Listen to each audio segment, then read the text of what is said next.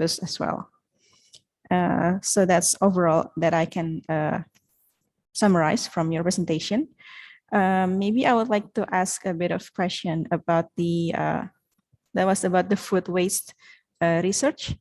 And what is the scale of your research regarding the food waste analysis? Is it only one factory, or do you also analyze multiple factories in a certain region? Thank you very much. It was very good summary of the presentation. Maybe I couldn't do that myself. Thank you. Yes, when it comes to wood waste, we like to do all scale, all sectors. But we're starting from what is not even counted today. Okay. Okay. For example, today we went to a restaurant or in the morning in the hotel, you get some very small piece, like ketchup, and then when I eat this butter or coffee cream, in Europe, usually cream comes later. And when you put coffee, you take a lot of cream, small box. And then a lot of them remains. I, being very environmentally sensitive, sustainable living believer, I take with hot water that coffee, milk, and still left in there. Oh. So what I call that is the hidden part. It's not even counted. And I see an opportunity because the hotel here I'm staying, and I'm sure there are so many of them around the university campus here. We already started doing this in Bolo. We have very big hotels, we have the fast food outlets, we have like business restaurants, we have domestic use, say, and then sector-wise, how much all these waste generate. If there is variation from one, say, high level of restaurant or the ordinary, people's where to eat, and how much is wasted? 30%. Our initial measurement shows up to 30%. In these small things, is wasted. And it's not only that, there is a sachet cover, plastic coming in that, and there is aluminum cover on it. There is plastic box of that. That's why you should remember that the diagram I show from cradle to grave. And all these things, when we calculate how much CO2 equivalent of that food wasted, how much electric wasted, how much water is wasted, how much working hours wasted. So we come up with that, starting from this, and then, with international collaboration, I'm looking for someone from this university. We can do, for example, that's the situation in Turkey. How is the situation by Turkey, Ebola, yes, and small town in Bolu in Turkey, or a place like Jakarta, very big city, or Deco. How is it varied? Can we come up and show the reality? Really, this is in there. No one is counting it. It's not being counted. Even stuff goes into the waste. So we like to do that with anyone interested today. I'm willing to talk before I leave. Friday is my last day at work here, and hopefully, if anyone interested, we can start talking. Thank you. Okay. Thank you so much for your answer. I think food waste is also one of the common problems in this world because especially when we have a lot of food, but there are still some regions who struggle to find food. So it would be nice to make it, to do this research. And maybe a bit of digging into your working background, maybe in the industry. You said you work in Alstom Power. What kind of skills that you learned there that would be applicable to your current research work now? Yes, thank you very much. That's a very interesting question. Industrialist approach and academic approach to create value or deliver a product is quite different. I was working for making power generation more sustainable, environmentally clean. We were working on the future technologies, on the CO2 capture, removal, and making CO2 to a useful product, and as well as other gases affluents like SO2, NOx, and removal, and all this. And also water side, we like to have less effluent and then improve water cycle efficiency. Okay, there are whatever the CO source of fuel finally comes to water. Okay, you have to create steam, whether nuclear, or gas, or coal. You have to create steam, and then quality of that steam is a big impact on the safe running and breakdown of the system. Okay, if there is some corrosion elements going into that, and then your turbine blades got rusted, and then you turn the power plant for a couple of days down to fix it, it costing you millions. So we were managing that. So we're looking at the future technologies, open innovation, and how that helped me to look at differently to the life. Anything you do has the practical value creation. Okay, you don't do anything just for the sake of doing research. Yeah. Anything you do, teach, anything you learn, research has to have some practical implication. Otherwise, don't do it.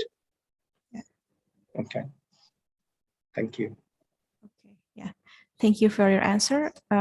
There's someone who raised his hand. I would like to give Mr. Joko Sohardi, if you want to ask a question.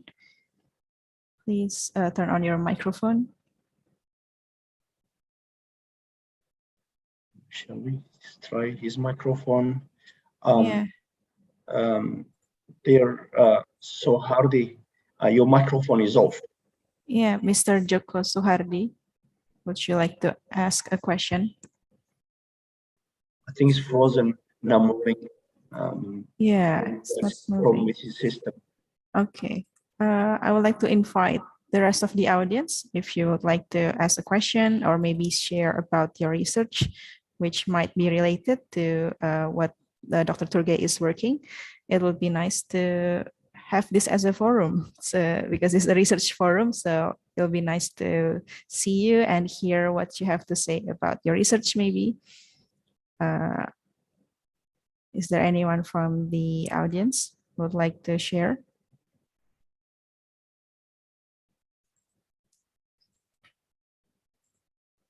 Okay. Well, as we wait, if there's maybe they're still shy right now, but I would like to share a bit about my own research. So previously, I studied in Imperial College London for my postgraduate, and there was I worked in the vaccine production simulation. So it's using a software to simulate vaccine productions. Simulate production of what? Vaccine. Vaccine, yeah. Okay. So COVID-19 vaccine. Yeah, it was a vaccine for COVID-19. So I based it on the patent from Novavax. So usually in chemical engineering, the simulation or techno-economical analysis only focus on the technical and economical aspects. So it's rarely they involve the LCA or the environmental aspect of this production. How would you suggest that we implement that, the environmental aspect, when we simulate or we want to design a process?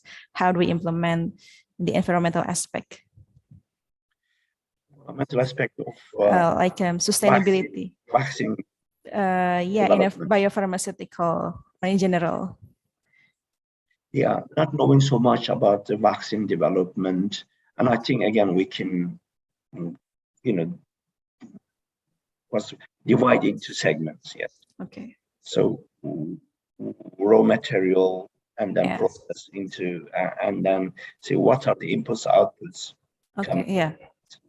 and then identify in what way they interact with the environment, Okay. Yeah. and then availability of this input as demand on the resources. Mm. And then whether if we can assign numbers to them, quantification. Oh. Yeah. And then complete cycle. And what happens to your product is a vaccine. Where does it go? It goes to someone's body or maybe blood, but after that, you know, a lot of the vaccine comes out of body. So what's happened to it? And some not used, you know, some is go to maybe incinerator or whatever.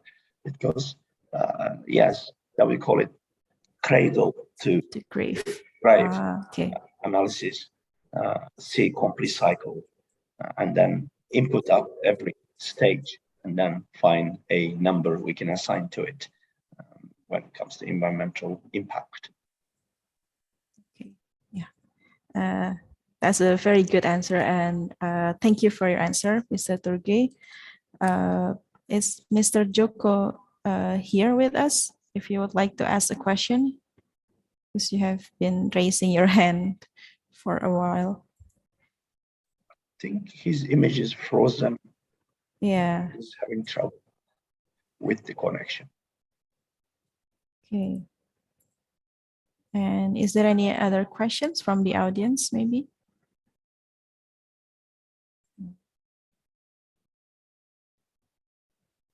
Yes, I think I saw Mr. Bambang Heru, who is our head department, join in the first hour. I don't know if he's still here. Usually he would probably like to ask a question. But if he has left already, maybe I can continue with my own questions. So think a bit. I think you also have a lot of experience in the energy sector, right? If you could speak up a little bit. Oh, do you have a lot of experience in the renewable energy sector? Renewable energy. Yeah. Yeah, my department used to Okay. look at that in Alstom and General Electric. We had a big group working on that. I myself didn't work, but I think as far I looked at into hydrogen generation. Hydrogen generation, yeah. Using renewable energy, like electric coming from photocells, photovoltaics. Photovoltaics, yeah.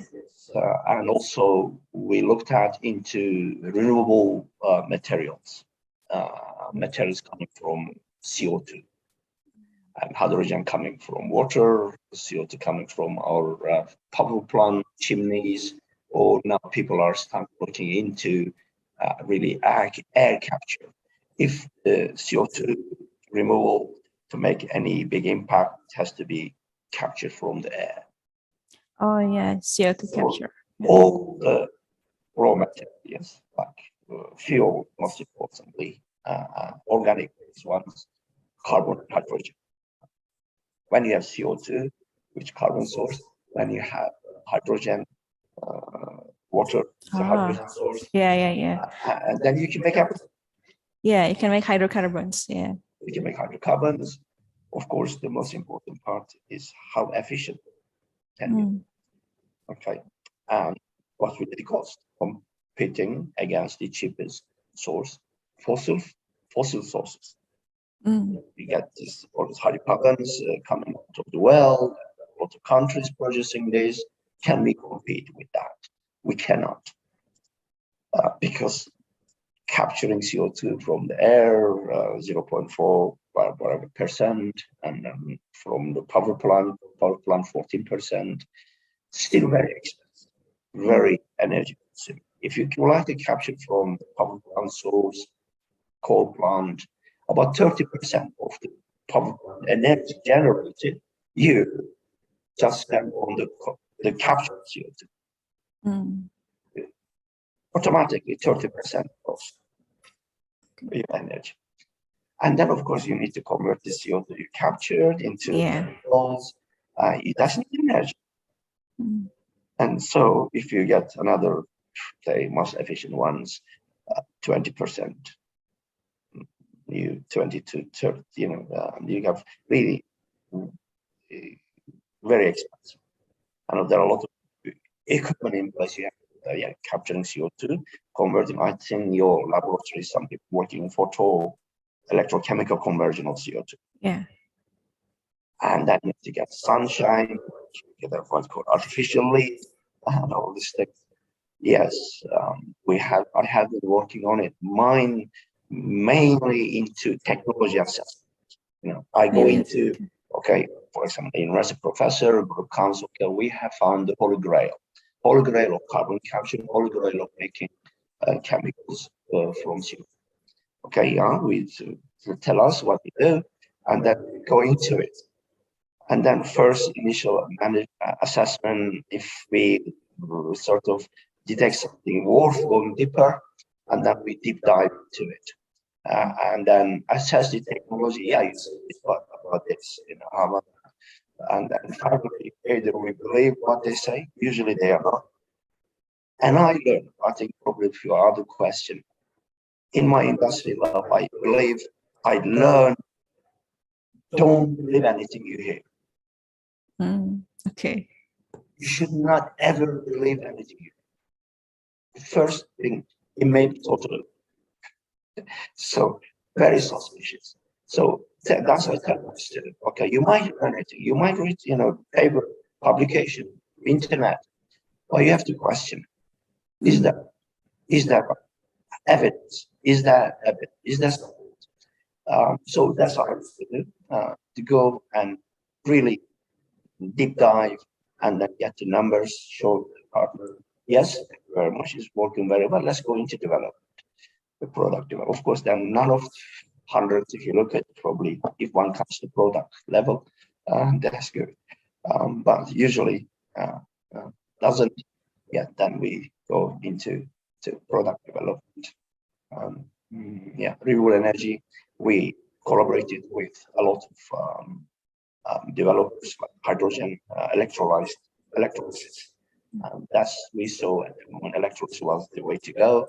We got into electrolysis manufacturers, but then company from the top management decided that's something we drop, and then decision made at the top, activity finished.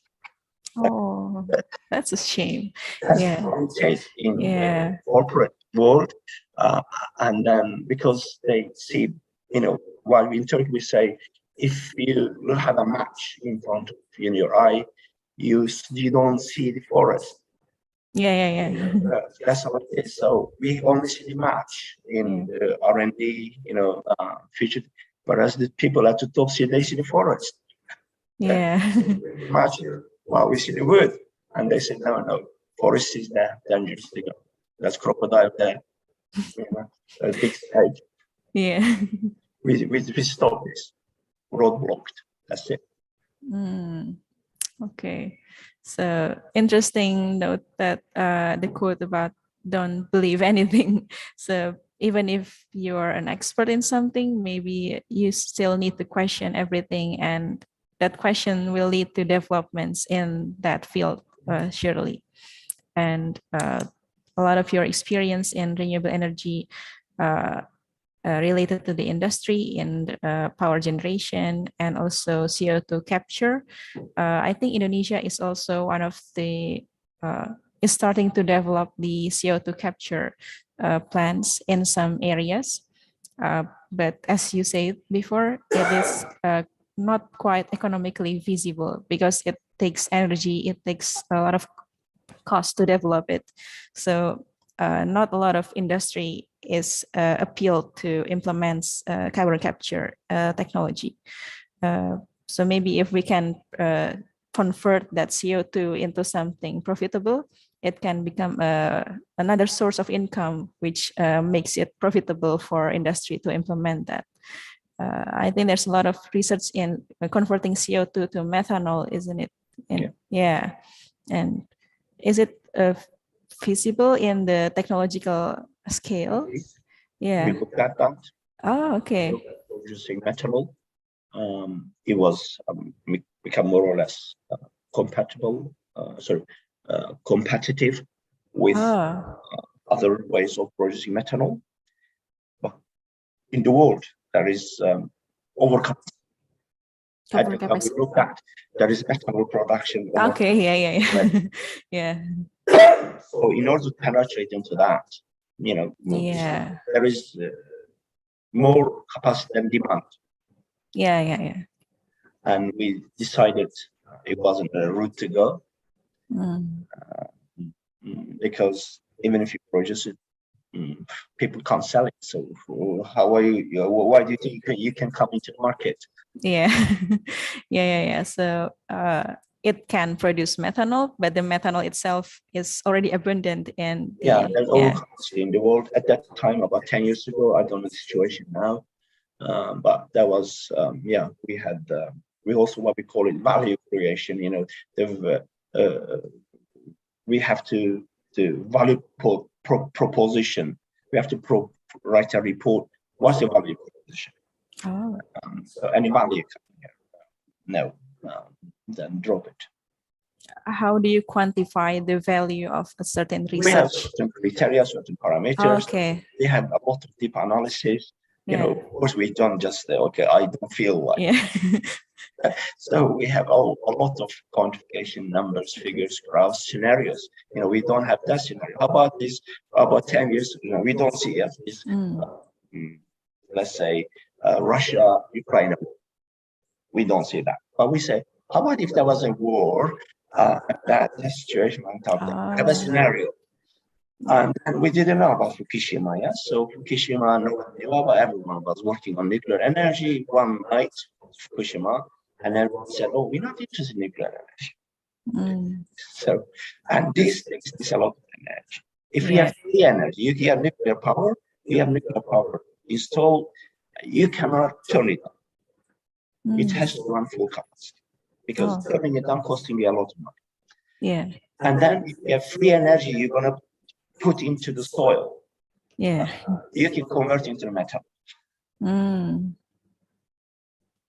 Okay. Yeah. You need to have a lot of free and available energy. Okay. Yeah.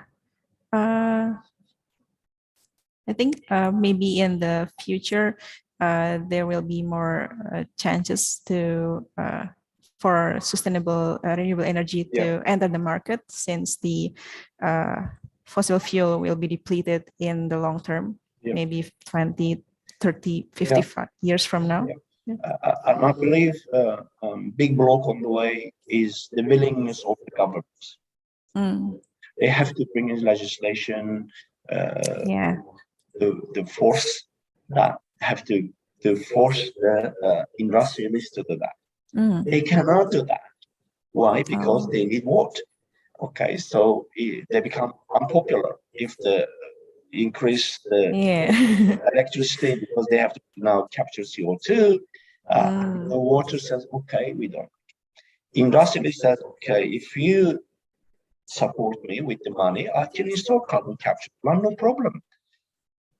But what should I cost to me? So it should really governments. And then you cannot do it. As an Indonesian, you like to do it, yes? Yeah. But your competitor, China, doesn't. So you put yourself in a disadvantaged position. Yeah. And then say, okay, yeah, I'm great. I like to clean Indonesia, but Chinese CO2 comes to you.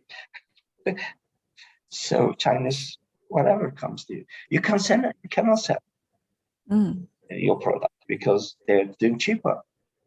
Yeah, it'll be more competitive. Globally, international, United Nations, wherever, the world governments has to agree on this. Individual governments cannot. The European Union is a big group; they can do that. Like the US, maybe, like this part of it. They have to get agree. I don't see anyone getting agree on that. So we can't agree even in our family these days. So getting agreement on doing things okay, I don't want anyone to lose hope, but it's very hard unless there is global scale incentive and then policies to go with. That's why in my slides I say policy, humans, has to be all holistically think about it. Yes. Yeah, I agree that there's been a lot of research in renewable energy, and we have proven that it is feasible to implement, but the roadblock is always in the industrial and also policy in the government. We see here Miss Irene, please, if you would like to ask a question. Yes, thank you for the chance. Thank you, Ms. Associate Professor Tuda Pektemir. I'm following the conversation. Actually, I'm from Department of Electrical Engineering. Especially, I'm really interested with your comment, your observation, and this, especially regarding the renewable energy. Actually, especially my field of interest is actually on this. Related to this carbon capture, a technology that can be applied in this power plant. My question is actually, it seems that what I follow from your last conversation, that there is actually from the carbon product itself, there is no value proposition. There is no use except it's being forced by the government regarding this legislation, and also because of this Paris Agreement that force most countries towards this net zero emission, especially in Indonesia. So if I understand this correctly, actually until now from this chemical side, actually there is nothing that actually any value out of it. Is it correct? Except methanol, and methanol is abundant in the nature. This am I understanding? Do I understand correctly, sir? No, there is value. Okay. Technologies that we can make it, but we can make it more expensive than existing rules. We have money. We need money to investigate, make it competitive. Technologies that we can do that, but it has to come from the governing institutions saying, okay, yes, we agree and we invest to you, let's go and do it. So that's the governing willingness is missing. Okay. And then it's not a country level. Okay, you can do it in Indonesia, but about if next door Malaysia doesn't do it? Okay. Australia downstream, they don't want to do it.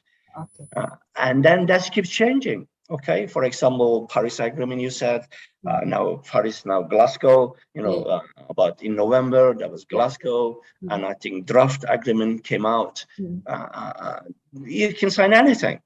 And then people come and say, well, situation has changed, circumstances has changed. For example, we didn't know about Ukraine-Russia war.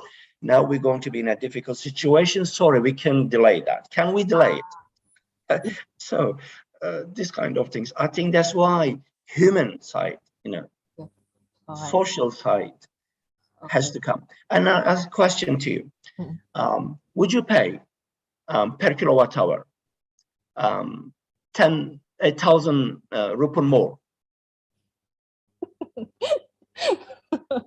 This is the question if the question is to Indonesian, to be honest, that's why, like what you have said, what's the benefit, right? So what is there is benefit, the trade-off, right? Benefits a lot. Also, that's why I'm coming to quantification. How are you going to measure the benefit? How do you measure benefit?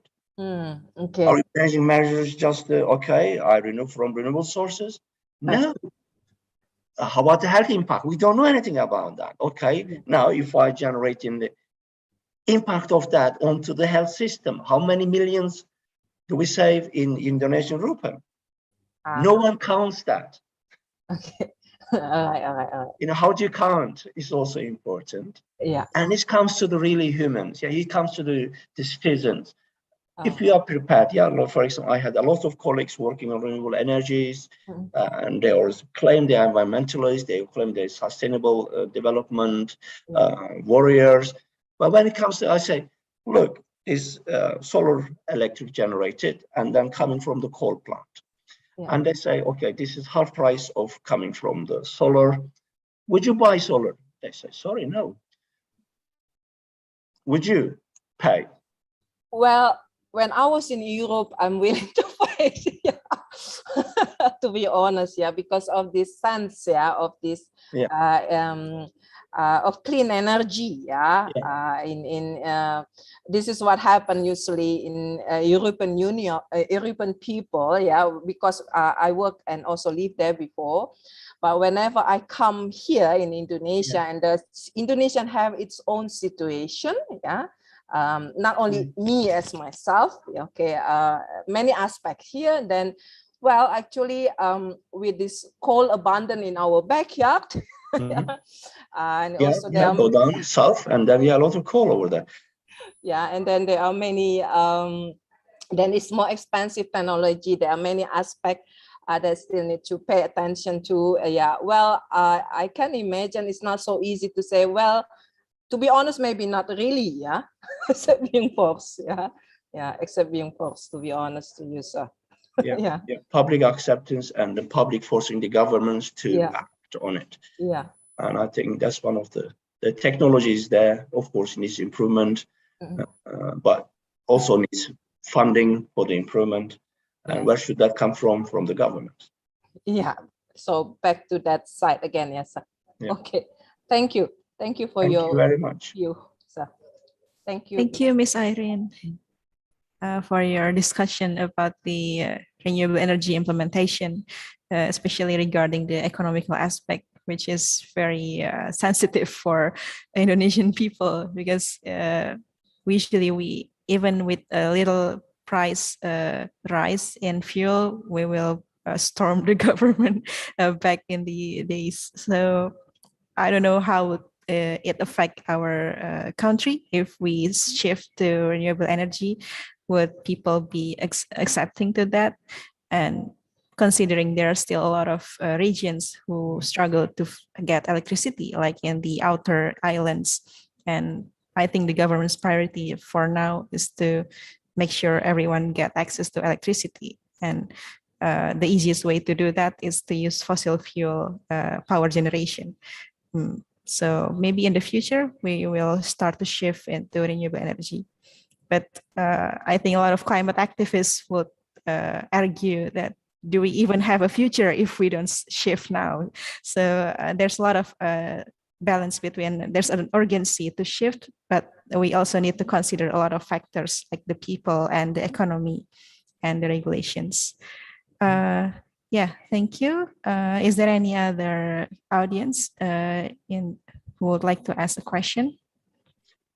Is there any social scientist, economist? Because I believe there are a lot of tasks for them. Yeah. You have to convince the people. And people don't trust authorities. They say, yeah, government tell us, but I don't believe them. Okay. So you have to have first trust. You have to work on the people. Social scientists, and I think anthropologists, wherever, they need to come in and then convince the people. Yeah, I agree. There was let's ask a question: who doesn't like to have their life extended for 2 years? Yeah. Would you like to have 2 years longer in the world? Yes. In healthy quality, 2 years longer. How much would you pay for that? 100 million? Why don't you pay some more for, this renewable energy so we'll have 2 years longer? But people has to be convinced. People don't trust me. Yeah. I don't trust scientists because they say something today, they say something else tomorrow. I myself, I don't trust. I said, anything I question, I don't believe any. So no one trusts. But the question is value. Yeah, you value 2 years extra, extended quality life. How much would you pay for that? Pay for the electricity. That your life extended 2 or 3 years.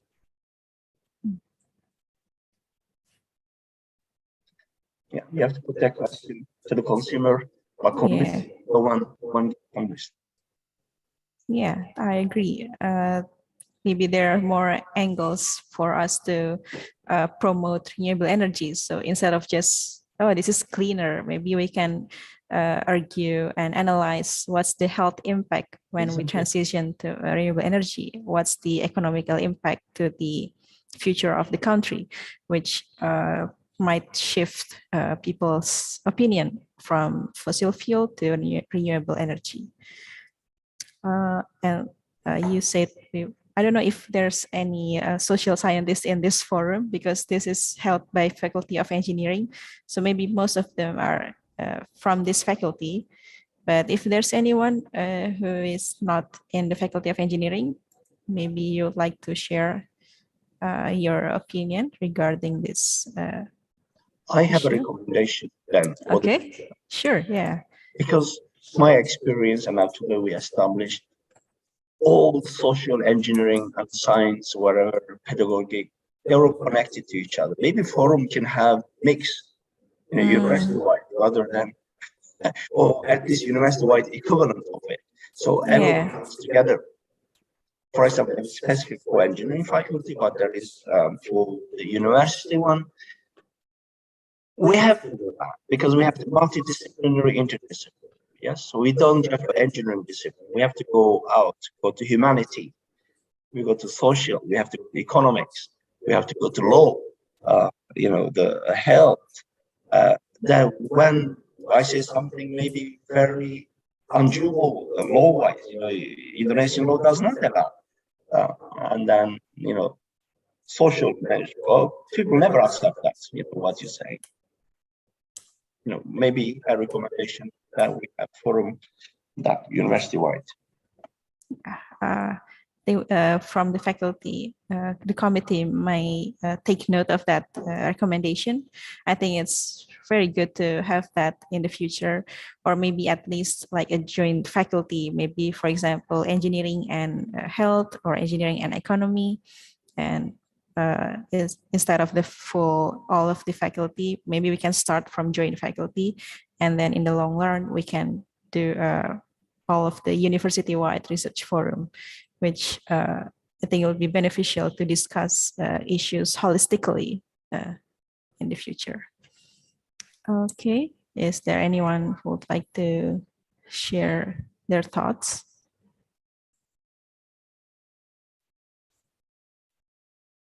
So a lot of the people who attend this forum, a lot of them are the students in the chemical engineering department, but there's also some researchers from other department as well. Mm-hmm. So I don't know, maybe because they're still students, they're not sure what to say regarding this issue. But I think we're welcome, and we're open to accept more questions or opinions, or anything. Maybe there are some parts you would like to clarify in the presentation or in the discussion. We are open for your questions. If there are no questions, I normally start asking questions. So let's wait for a while, especially for students and colleagues. If there are questions, we have another about half an hour, I think, to continue. Let's have an open discussion forum here for the benefit of the university, for the benefit of the country. Can we come out something from this forum, so waiting for questions and comments, contributions. If not, then we'll start questioning. Okay, yeah. For an open discussion, I think there's something that I would like to ask. What do you think of the science communication? Because usually a lot of the research that happens in this faculty, the output is a paper or journals or proceedings in a conference, but which are not accessible to the public And I think it would be nice to have something like a science communication, like a popular science article that share that research to the public. And is that something that you would like to delve into in your university?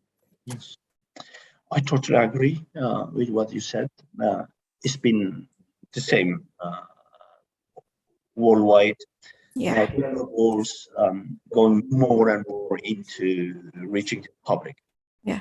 And now it's coming towards our countries, and I spend most of my life, professional life, in the developed world.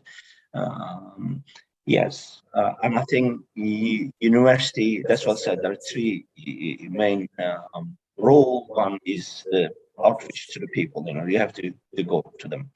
In Turkey, they see the university is high up somewhere, we call it, the tower up there is unreachable.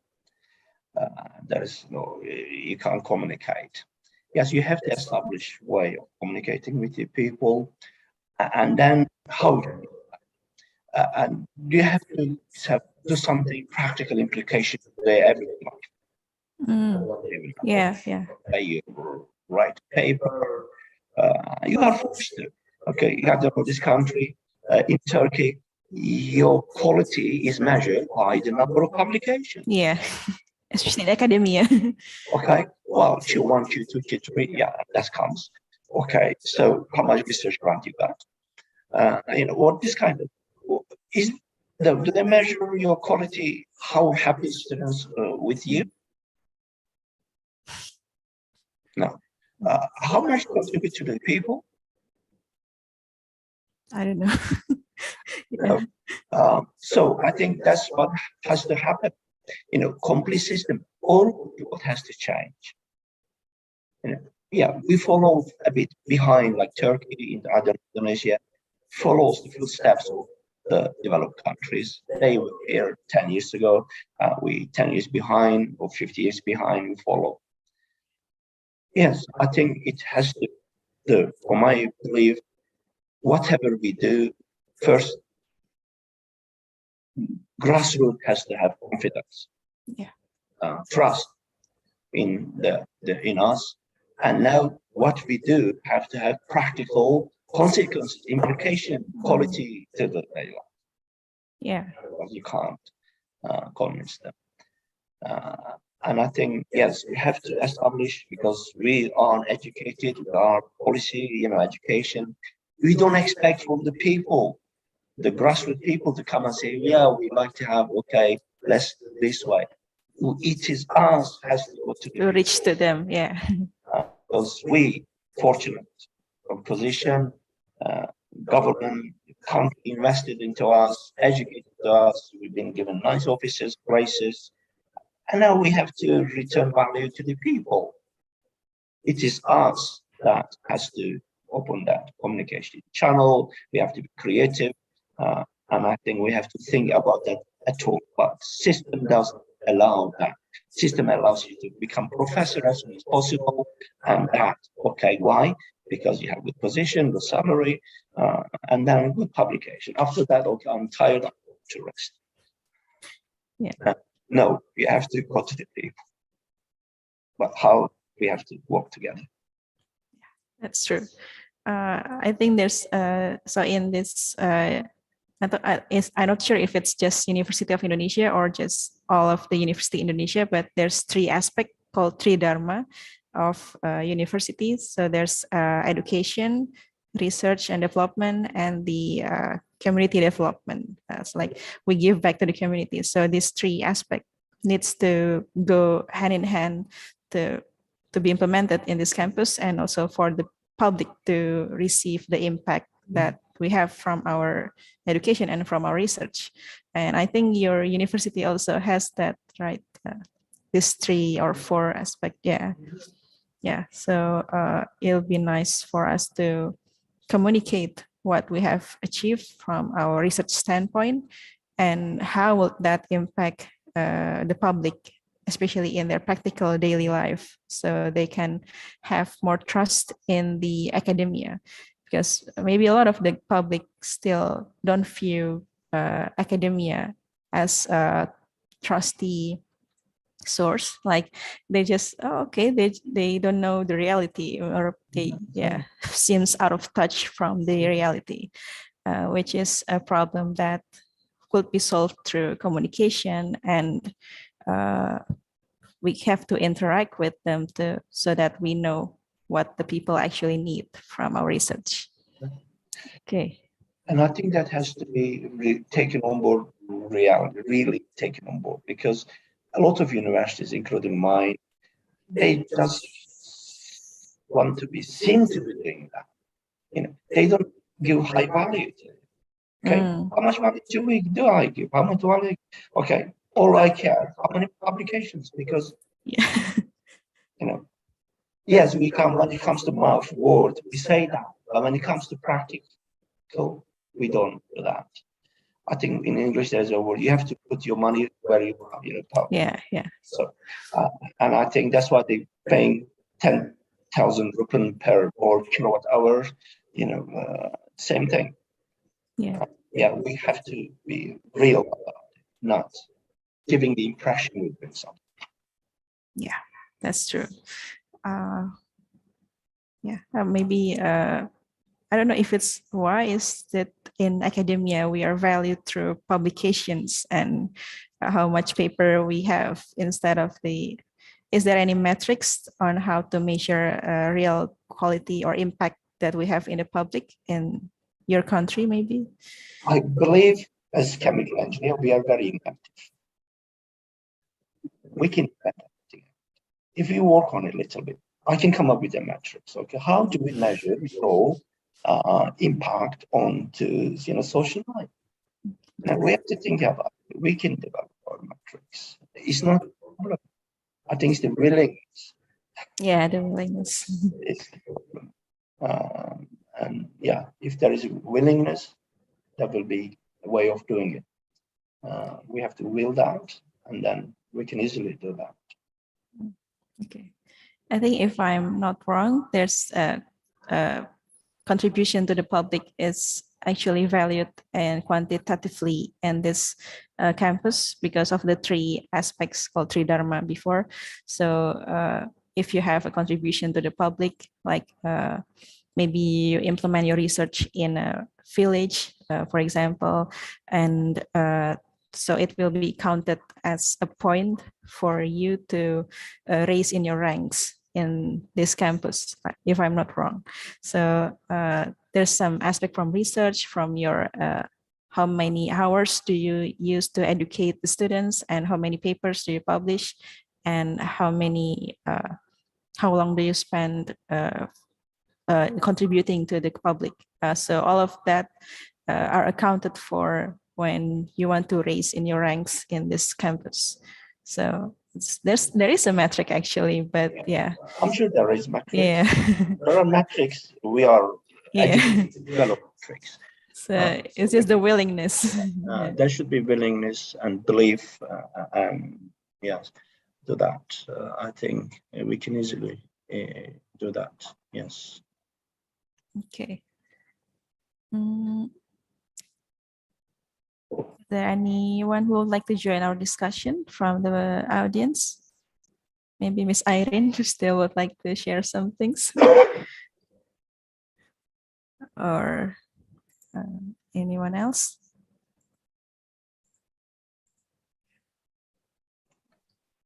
Can I add something? Yeah. Maybe I think I myself don't like to play in a game the rules are set by someone else. Sorry. I don't want to be player in a game rules are set by someone else. Oh, okay. I want to have rule setter myself. Okay. So we have to set our rules. Okay. As university, because why these academic papers are important. Someone else said that. Okay, yeah, this is very important. It's the rule. Oh, yeah. But I didn't take part in that rule. As everyone becomes a high position in the university, unfortunately, they follow. They say, yeah, I came this country number, I became professor, now I'm head of the department, I'm head of the university. Now I done it. Others should do it as well. Is that good? We should be changing the rules. So we should be rule centered. Mm. So new rules. We have to be taking part in the rule setting. How would you, like, for example, maybe right now you are the head of chemical engineering department in your university. Yeah. How does your interaction with the government body in the Turkey? Is there a lot of collaboration with the ministries, maybe? Yeah, been in Turkey for about 1.5 years. Okay. I'm new to the university. I'm a new breed. And I think a lot of people find what I say quite utopic. And so I say all these things to them. And we have to develop new way of looking at the things. And this is totally new in Turkey. It's not easy to convince established route. And a lot of resistance to change. I'm sure everyone in the life experience, they're established of doing it. Why should we change? And then, of course, these are the benefits. So you have to really a lot of convincing to do. Okay. Again, benefit. Yeah, as what I learned in the industry, everything has to create value, benefit. Yeah. If not, stop. Yeah. If our education not create, if our research doesn't create, if our public outreach doesn't create, stop doing it. Look at new ways of doing it. Yeah, everything needs to have benefits to be considered. Yeah. How are we going to measure that value benefit? Oh, okay. Again, comes metrics, measurements, Yeah. the food waste measurement, all these things. That's what I am good at. Quantification and chemical engineer, nothing. And if anything, are quantified. Yeah. Yeah, just any number you can pick. No, has to be a way of quantification. Do you have any specific hopes or in the future, maybe what kind of collaborations are you looking into with your university and University of Indonesia? I think with the University of Indonesia in these three main areas, yes. So education, how we can do student exchange, how we can learn from each other's experience. And chemical engineering in Bolu is quite new. Yes, we have a lot of experience in Turkey, but in global scale, what sort of your reading of students' expectations, what do they value? That's why I'm asking students now, I think if they don't come in and then research, yes, these days, single discipline research and single country research, maybe not, but we have to get similar background countries together to create a common value.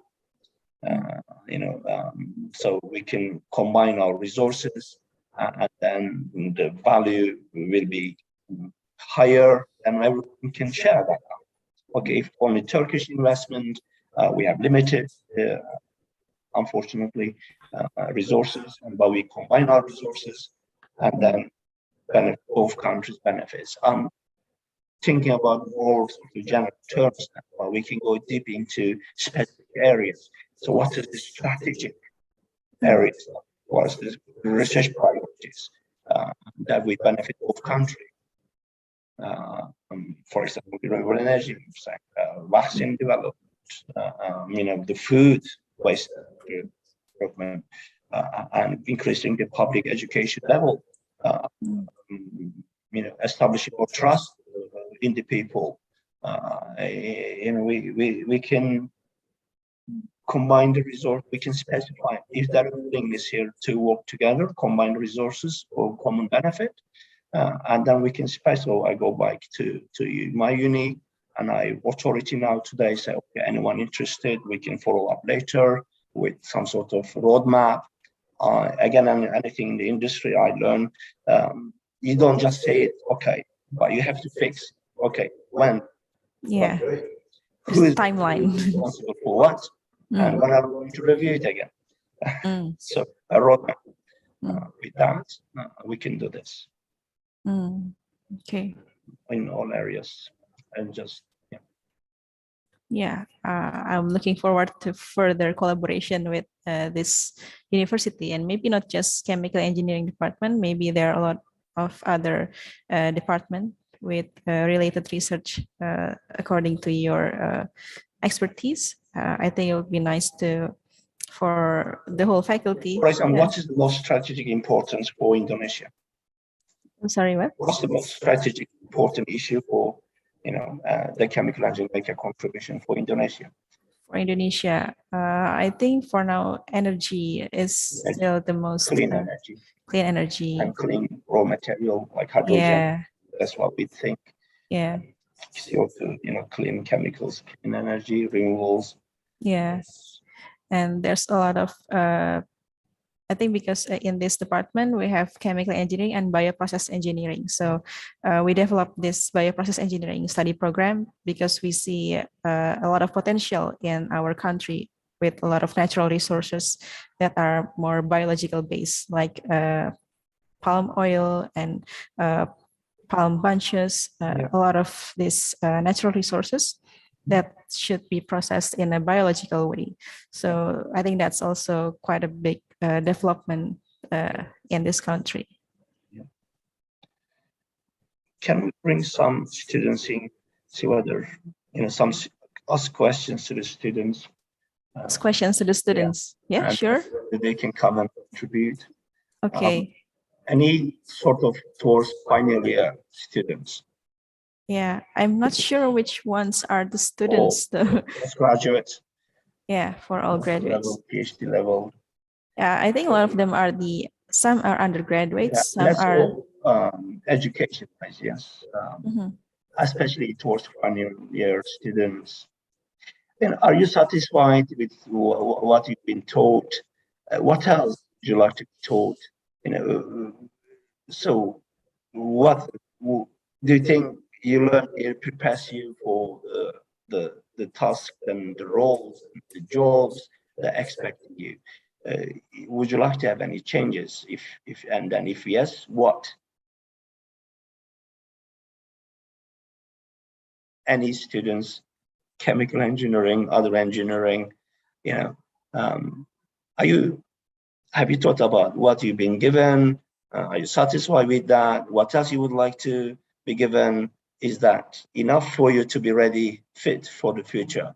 If not, what else? Then colleagues here can take on board, and then probably, again, I say, don't believe in 1-2 people says, well, we have to go and look at it. If it makes sense, we'll do it. Okay, so now his ball is with you. Tell us, what would you like to have students?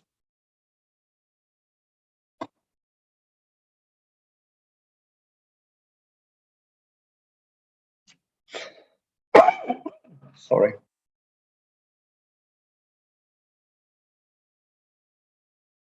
Maybe you should take attendance on students. Yeah. Maybe Miss Siti Fauzia, who is noting the attendance. Do you have any data for who are the students that are attending this? Okay, please wait. I will check it first. I think you can help us choose any random student.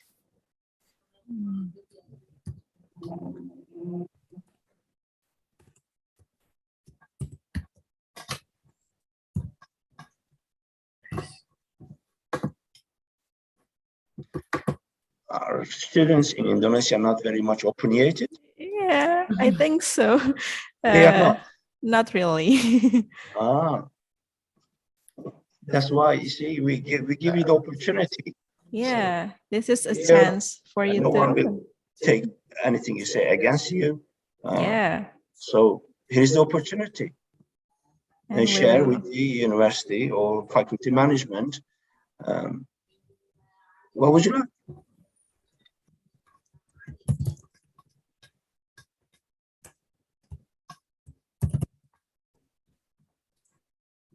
Maybe Kanya Ardelia, but I don't know. I thought you were calling me. Because the name is okay. Maybe Kanya Ardelia, my students, and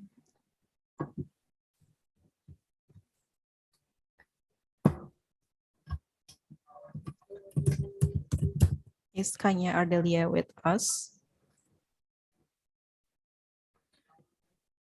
Or Maybe. Abigail Sekinah Glory is also student.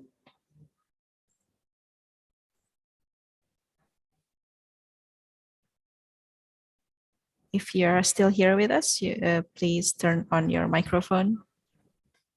And so the question from Mr. Turgay was, do you have any opinions or advice about the curriculum on what you have been taught in this campus or throughout your studies?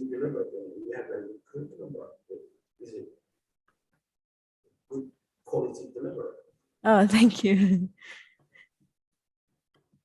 Yeah, so Kanya Ardelia or Abigail, would you like to share anything?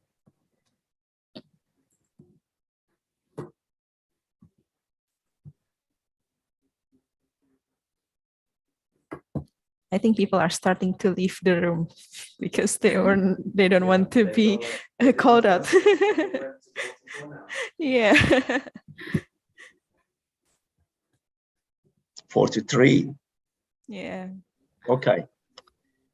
Now, I think one question to probably academic colleagues. Okay. What changes would you like to have? For example, valuing your contribution. You may not be very good at in research. You may be good at education. You may be good at contributing to the people, society. What changes would you like to have that will value yourself in a better way?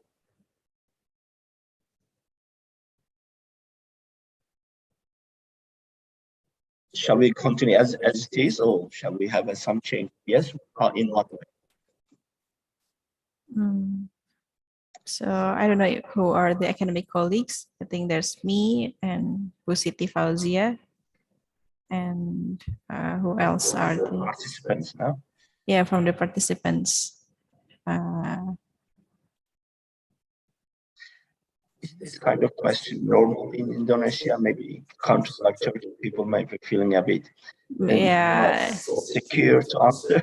I think they're still a bit shy, like they don't want their answers to offend the university, maybe. But maybe if it's okay, I can answer that as an academic lecturer here. I think I quite enjoy being a lecturer in this university, and because teaching is one of my passion, but a lot of the responsibilities that I have right now, like teaching, and there are also a lot of meetings related to the accreditation or maybe developing curriculums, and these take me away from a chance to do research. And or doing contribution to the public. So these two aspects are still a bit left out for me because I need to focus on teaching and a lot of the meetings after my classes.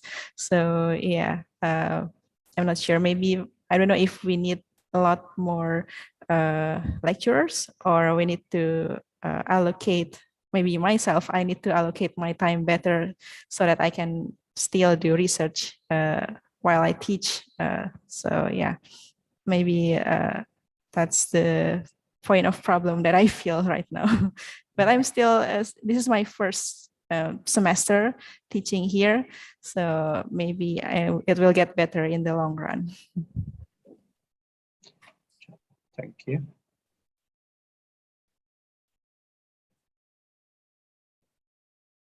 Maybe Miss Siti Fauzia, would you like to share your experience as a fellow academic colleague in Faculty of Engineering? Okay. Maybe for my case, I also, same like you, it is difficult to manage the time since we have to do the research, also teaching, and also other things like a meeting for for example, accreditation or something else, something like that. We also do the administration, something like that, and also for we have to feel, how to say, it's like beban kerja, yeah, bukan beban kerja, what to say. It's like a metric that measure how much we work, sort of. Yeah, something like that. We like, there's a lot of forms we need to fill to account for that. You have a form? Yeah. Like online forms, right? Online form. We fill that monthly, weekly? No, it's one semester. I think per semester we should fill like every semester. Every semester you feel how you spend your time. Pretty much, yeah. It's something like that. And how much research, how much education, how much Yeah. And how to put numbers into that form? What? Where did you get the numbers? Actually, based on how to say, SK from government, we should like, I forgot how many. Yes, I do understand that coming from some authority, they say you have to give us number. Yeah. Where do you get your numbers to put into that? Like for teaching, we have classes that we teach, and each classes have credits, and each credit translates to a point. So these points are counted for. Because it has to be quantified. That's what I'm coming at. Okay. There is a credit. And does it take into account whether 100 students in that class or 20 students in that class? Does not. I'm not sure. Yeah. That's what when I look at the law of well, in the UK, that's what I'm doing. Same thing in Volvo. It's the first time we're teaching that. It's not the same. I've been teaching that for 10 years. Yeah. Less effort than if I started teaching this year. It has to take that into account. Yes? Yeah. Just take that, whether there are 10 students or 200 students in that class. Yeah. I'm not sure if that accounts for that. I shared the model. Depends how accurate your measurement device is. And it's not very accurate. UK use 10 years experience, 10 students. I have first year. I spend a lot more effort than you, although we put 2 hours together. Yeah. It's not. Yeah. Because you have 10 years of experience behind you. Yeah. And I'm teaching the same subject. I don't, after first year, I have my notes, 200 students in my class, there's only 20 in yours. We spent 2 hours credits, that. It doesn't measure what we want to. I'm not sure about the specifics of the metrics, but yeah, it's filling out forms and meetings and a lot of the administrative stuff that we need to do. It kind of takes away our time from doing research. From that, it's not be complying with the drops. Does it generate any value? You spend a lot of time, how long this time, okay. But what's the benefit coming out of it? I'm not sure. Yeah. Benefit, forget it. Okay.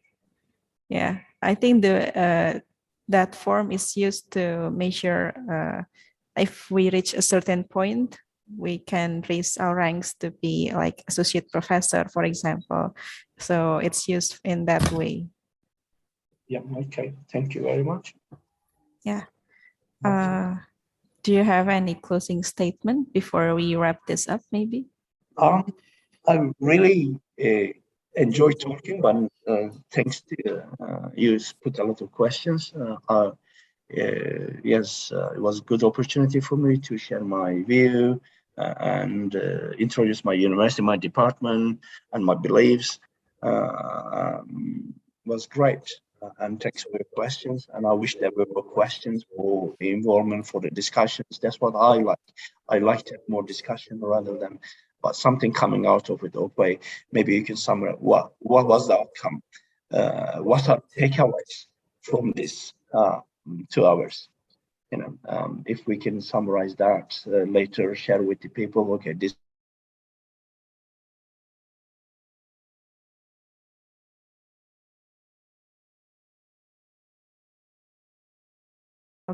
I have my own notes about this discussion, but maybe a lot of the question and answer part was a bit missed because I had a lot of fun talking to you and discussing a lot of things in this session as well. So maybe we can refer to the recording. This meeting has been recorded in Zoom. So maybe if someone want to see to miss something, they can watch the recording. And thank you so much, Dr. Turgay Pekdemir, for your time here in this Research Forum event. I would like to give back to the host, Ms. Siti Fauzia. Okay, thank you, Miss Kanya Citahani. Okay, as our appreciation, we have certificate for our speaker and moderator.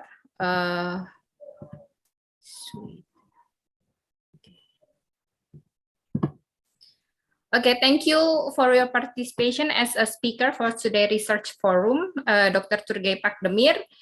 And also, thank you very much. And also, thank you for leading the discussion today, Kanya Citahani Alivia. Thank you very much for speakers and moderator. Then, and also thank you for all the participants come here. Then before we close today's research forum, please maybe open your camera. We will take a picture together.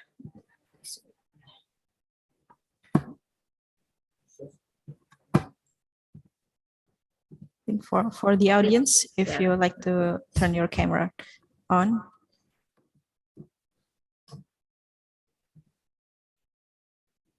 Finally, we only open the camera for the picture.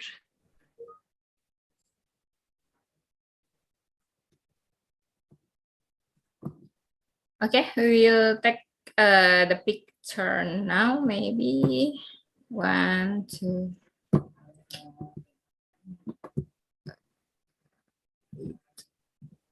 Okay, one more. Okay, 1, 2. Okay. Okay, thank you very much for the participation for today's research forum. I will close today's research forum. Thank you. Good afternoon. Assalamualaikum warahmatullahi wabarakatuh. Waalaikumsalam warahmatullahi wabarakatuh. Okay, thank you. Thank you.